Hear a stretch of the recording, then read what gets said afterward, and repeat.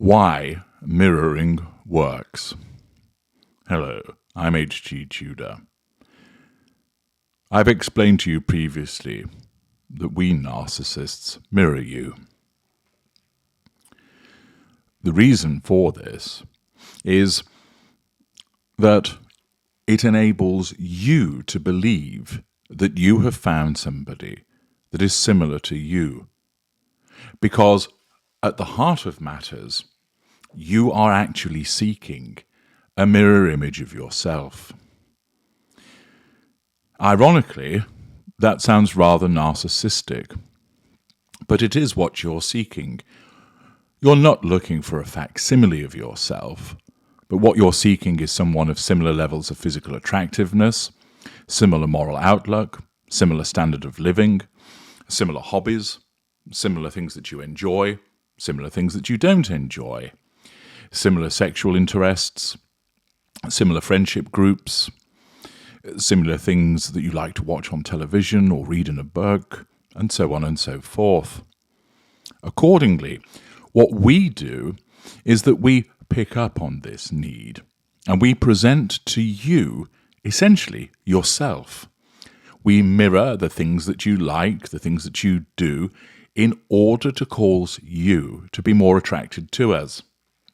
We, in effect, cause you to fall in love with yourself. The mirroring works because it taps into that fundamental subconscious pursuit of yours, namely to find somebody that's like yourself. That way, you feel safer.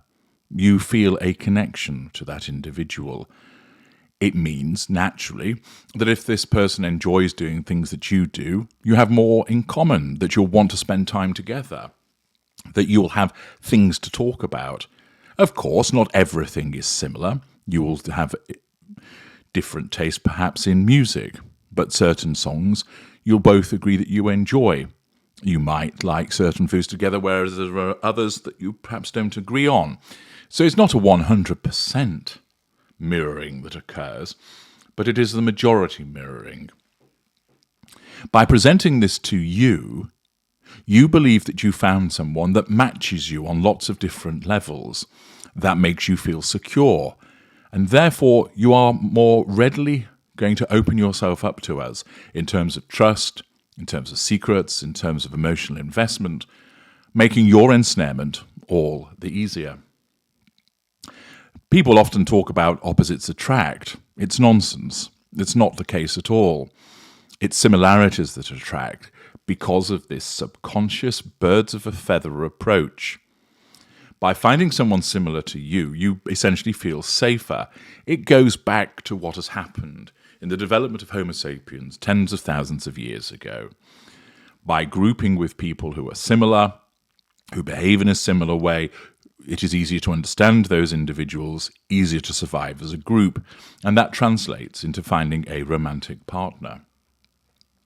Thus, we, as our need to control you, mirror you because it makes it easier to control you, it makes it easier to get that fuel out of you, and that we can attach you to us so that we can then draw on your character traits and residual benefits. The extent to which this mirroring occurs varies dependent upon the subschool of narcissist. Some narcissists will mirror you in lots of different ways, but it's entirely superficially. And if you were to dig a little bit deeper during those initial stages of the relationship starting, you'd realize that it really is just tissue thin, or, as Mr. Creosote might comment, wafer thin. With more evolved narcissists, they have a greater capability to emulate what you like with a greater degree of depth and convincingness. Once again, it's mirroring. So let's take, for example, you might be an equestrian. The more evolved narcissist, as a combination of contacts, prior research, and intelligence, is able to emulate an interest in equestrianism, which goes beyond just talking about, I like horses. Accordingly, it becomes easier to con that individual. And mirroring It's something that's done by all human beings to a degree, but with us, it's done for the purposes of getting you under control and drawing that fuel from you. We present an image to you, which is an illusion, and we mirror back at you yourself, because we utilize that subconscious desire to find somebody similar to yourself against you. The effectiveness of mirroring cannot be understated, and it's found in a recent study that it is indeed the case that it isn't a situation of opposites attracting, but rather birds of a feather, which underpins why it works for us. It's yet invariably the case that people are taught that beauty will fall for the beast, that for every impetuous Harry, there is a fastidious Sally. But a study has concluded that when it comes to romantic relationships in the real world, opposites don't attract. For more than 80% of the traits that were examined, which ranged from political leanings to how much they weighed at birth and the age at which they lost their virginity, partners were more likely than not to be similar. And thus, this pursuit of someone similar is what we tap into in order to mirror you, to increase the prospects of successfully bringing you under control. Tanya Horowitz, who led research at the University of Colorado Boulder in the United States, stated, "Our findings demonstrate that birds of a feather are more likely to flock together. The results, which drew on data from tens of thousands of British couples, chime with previous studies and bolsters the idea that when it comes to certain characteristics, people tend to take part in assortative mating, where similar individuals couple up. A lot of models in genetics assume that human mating is random. This study shows this assumption is probably wrong," said Matt Keller, also at the University of Colorado Boulder, the senior author of the paper. Keller and his colleagues used information collected via the UK Biobank project to study 133 traits in almost 80,000 British couples. They also carried out what is known as a meta-study, collating the results of 199 existing studies, which had looked at 22 traits. In total, these had recruited millions of co-parents as well as engaged, married and cohabiting couples. The oldest was from 1903 and all of the couples were mixed sex. The characteristics most likely to be shared included political and religious attitudes, education levels, certain measures of IQ. For instance, on a scale on which 0 means there's no correlation and 1 means couples always share the trait, the score for political values was 0.58.